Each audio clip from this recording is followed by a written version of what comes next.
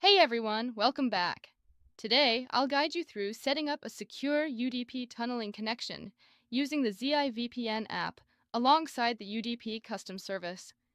This setup will enhance your online privacy and deliver a faster, safer browsing experience.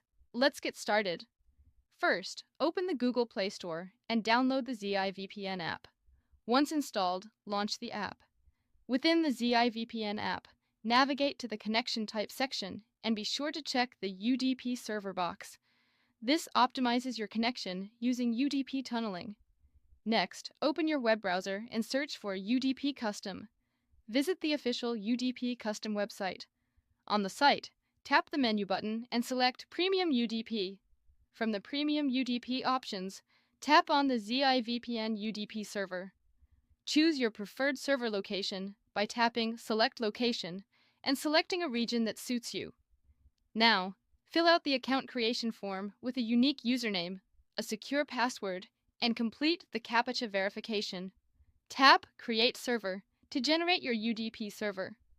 Once your server is ready, carefully copy all the provided server details. Go back to the ZI VPN app and open the side menu.